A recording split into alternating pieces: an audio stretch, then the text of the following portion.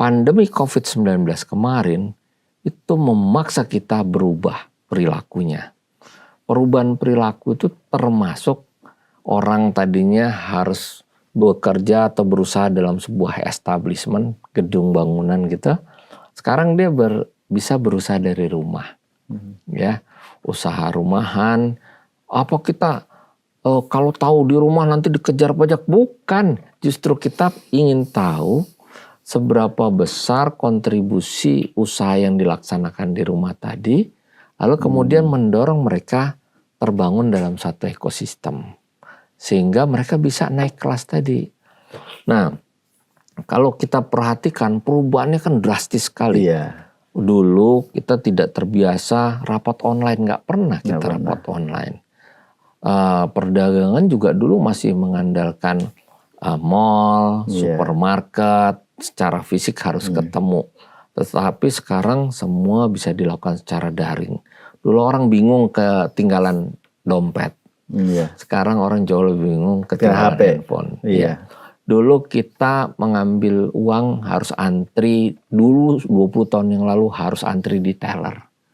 10 tahun yang lalu kita harus antri di ATM. Saat ini semuanya bisa kita lakukan di handphone. Dulu kita transaksi harus tunai pembayaran, ya nggak? Sekarang kita semua bisa melalui dompet digital atau kris, ya kan? Terus kemudian dulu promosi dia harus pasang iklan, banner di mana-mana. Sekarang promosi hanya melalui media sosial. Gaya hidup berubah total. Dulu orang mendengarkan musik pakai piringan hitam, pakai kaset, berubah jadi compact disc, dan sekarang menjadi layanan digital streaming musik, ya kan? Semua orang udah mendengarkan lewat musik pakai handphonenya juga.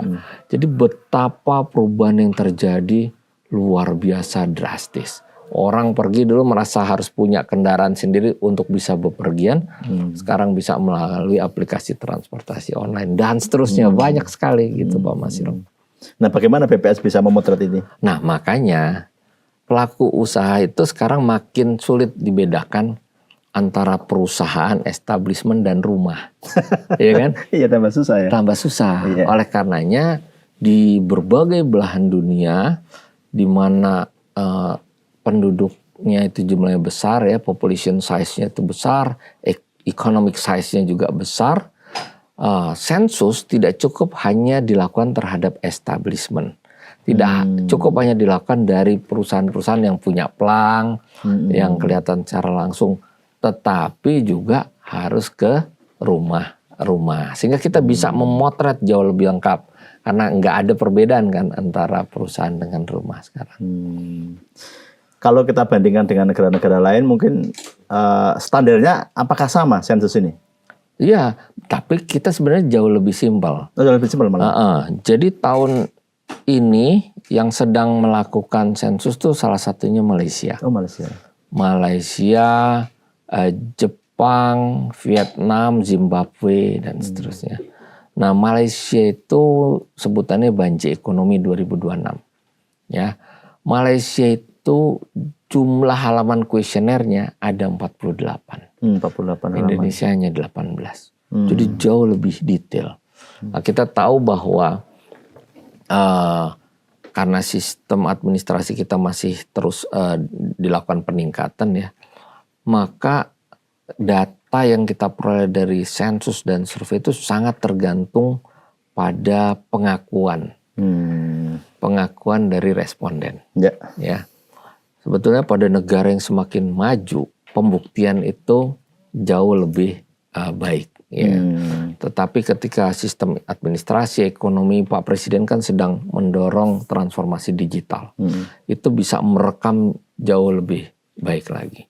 Nah, jadi kita ingin agar responden menjawab dengan jujur. Nah, kalau diberikan pertanyaan yang sangat banyak, itu cenderung mungkin mereka keberatan menjawab secara detail. Bahkan di kuesionernya sensus ekonominya Malaysia itu ditanyakan detail soal pajak. Kita tidak kalau kita masih sensitif banget tuh nanti. Iya, kita tidak tanya saja sudah dikait-kaitkan dengan pajak. Apalagi kalau kita tanya. Iya. Ya. Lebih simpel ya sebetulnya kalau dibanding Malaysia. Menarik tadi soal pengakuan itu memang. Kan bisa saja orang ngisi dengan tidak benar ya. Ngisinya asal atau melaporkan yang di bawahnya atau justru melebih-lebihkan. Itu bagaimana BPS bisa memvalidasi itu? Ya, jadi yang pertama kami tentu menghimbau seluruh masyarakat, baik pelaku usaha maupun keluarga untuk memberikan datanya secara benar dan pasti dijamin kerahasiaannya. BPS itu udah puluhan tahun melakukan survei dan sensus dan tidak pernah bocor, ya. Terus kemudian yang kedua, kami pasti punya namanya rule validasi, aturan untuk memvalidasi. Ada ilmunya? Ya, jadi kita bisa tahu, oh ini tidak mungkin, ini tidak mungkin. Makanya di dalam pelaksanaan sensus ekonomi ini, kami punya target 2. Yang pertama cakupan, ya seberapa besar kuantitas yang bisa kita jangkau, kita data. Yang kedua adalah kualitasnya, kualitas isiannya. Jadi serendah mungkin anomali yang terjadi. Dan kita bisa deteksi kemungkinan anomali tadi. Makanya harapannya jujur gitu. Karena kan semakin tidak apa adanya, kami harus ngecek anomalinya semakin banyak.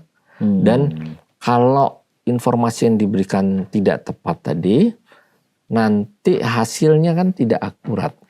Kalau tidak akurat menyebabkan kebijakan pemerintah menjadi juga kurang akurat.